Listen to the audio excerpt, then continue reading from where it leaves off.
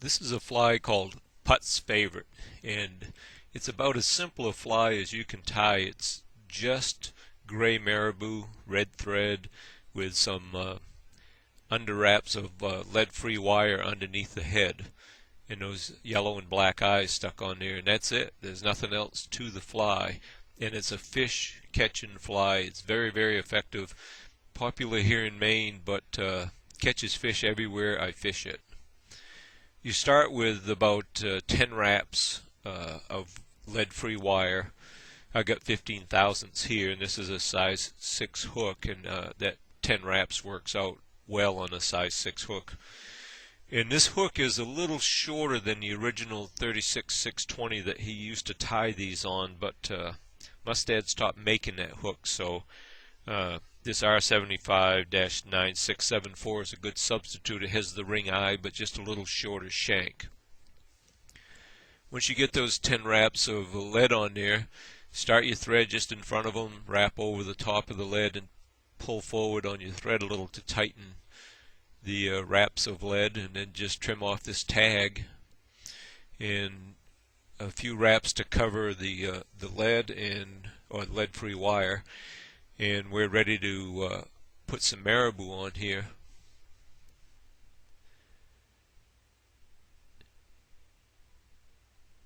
Oops, let me steady that. And what you want to do is just go ahead and buy a package of strung marabou and look through it and find some pretty long fibers sticking out to the side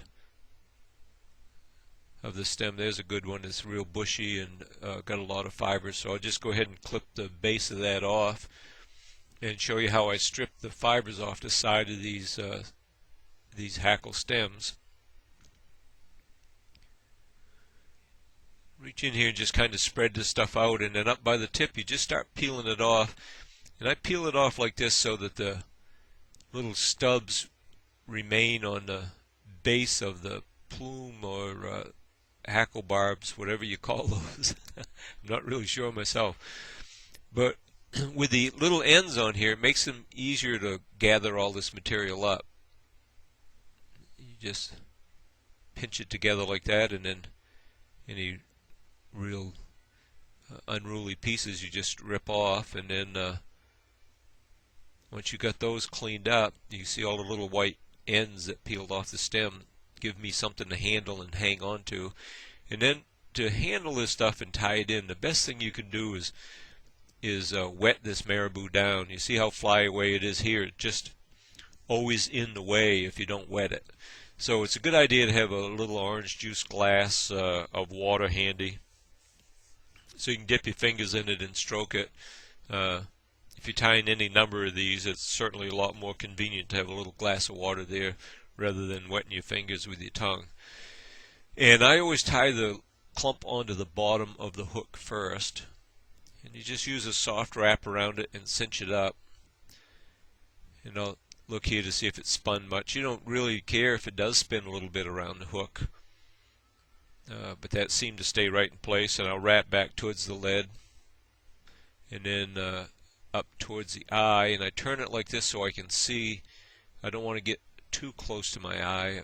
Right there where the wrap comes back is just fine. Where the eye wrap comes back is just fine. You trim these butt sections off.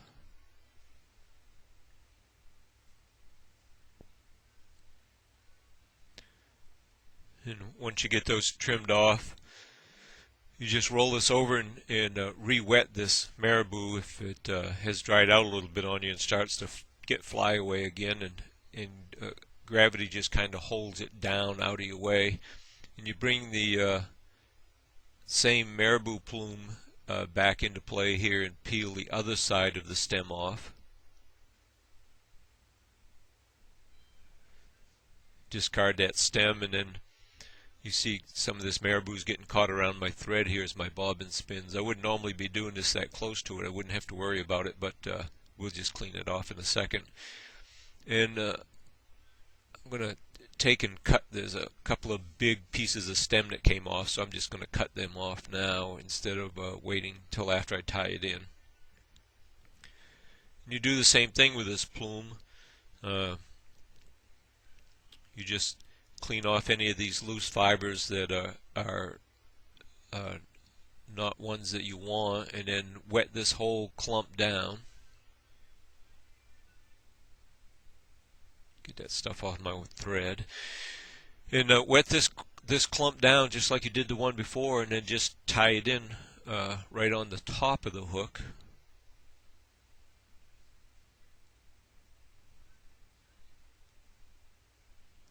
And again, you can just use a soft wrap when you bring this down and put it in place. You don't need to do a pinch. Soft wrap like that, pull it tight.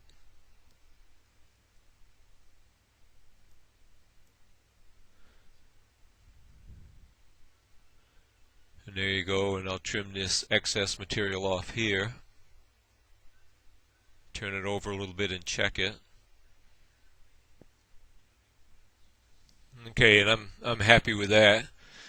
So I'll go ahead and wrap these butt ends down and wrap to the back of my 10 wraps of lead.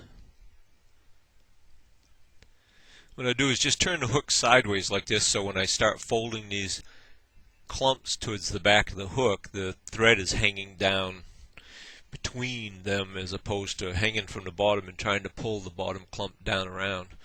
So I just lay it sideways and I fold these ends back, stroke them a few times to get them so they're laying fairly tight. Then again a soft wrap and then just pull it tight. Make a few wraps and then just rotate and check and make sure you don't have any openings, that you can't see any of that red under wrap through the head. Wet this material again because it's getting kind of fly away, it's drying out. And gee, I can't seem to find my whip finish tool, so I'll just throw a whip finish in here with my hands. And you see all of the little fibers that are sticking up at the head. You shouldn't worry about those.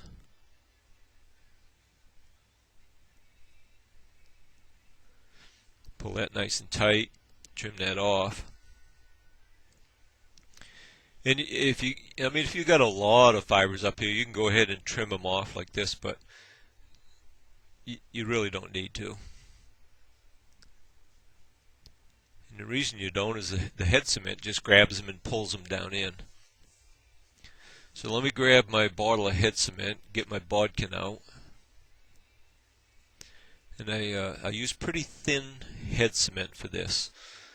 You want good penetration and you want it to kind of work its way around the hook all by itself. So I put a lot of it on, and I hold the jar right underneath the head, so if any of it drips, it just drips back into the jar. And you want to really saturate this. You can dip this in Softex, or you can get a bunch of these heads ready and then you can put epoxy on them, but just head cement like this works quite well. And you can see that now that it's wet, all those little flyaway pieces, they just kind of lay down in here. You give them a second to get a little tacky, and then you can just push on them and they flatten right out. And it's time to put the little yellow eyes on once this hardens up a little bit. And rather than wait for it to harden, I'm just going to pop this one out of the vise, and I'll put another one that has dried already in the hook, in the vise, and then I'll get some of these yellow stick-on eyes with the black pupil. These are 1/8 inch size.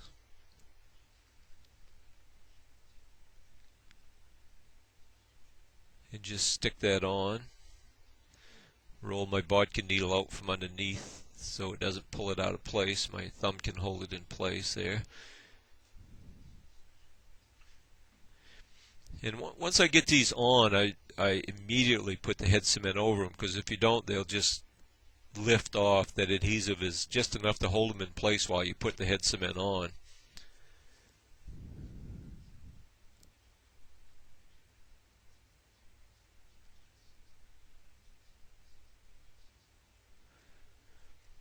Roll that over so I can try to get it in about the same position as the other eye. Stick it on there, roll my bodkin needle out from underneath.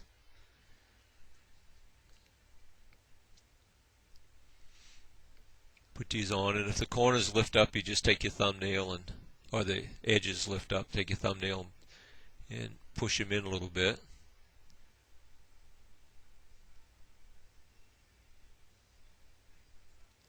Then same thing, grab your head cement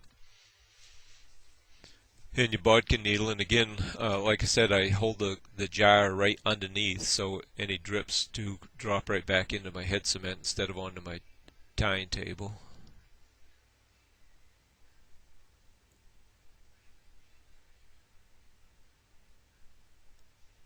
Check those eyes, make sure they're flat.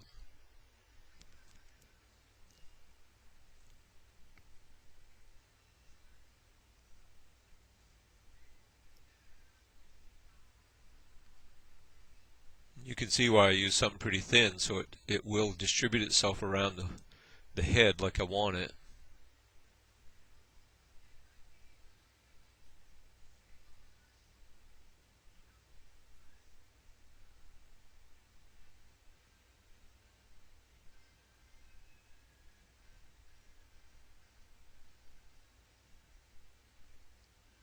Okay, and once you got this fully saturated, I mean, you can take these out and put them in a rotator if you got them like they use with the epoxy heads, or head cement stiffens up fairly quickly, so you can just go ahead and rotate it around in your vise. Oh, got a little spot I missed here. There, so I'm going to pop this one out rather than sit here and watch it dry. And I'll put in another one that I've finished earlier. So you can see in this, despite all the wetting down of this marabou, because it dries right out and it's all nice and fly away again.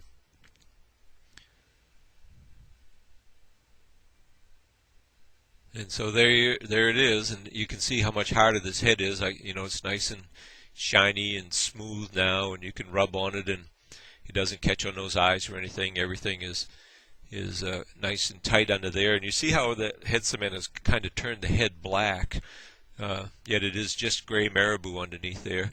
And this is how it tightens down in the water, and you get the pulsing action as you're stripping it through the water, but it's just a bare shank underneath. But this is a very effective fly. So there you have it. There's Putt's favorite tied using rotary fly tying techniques.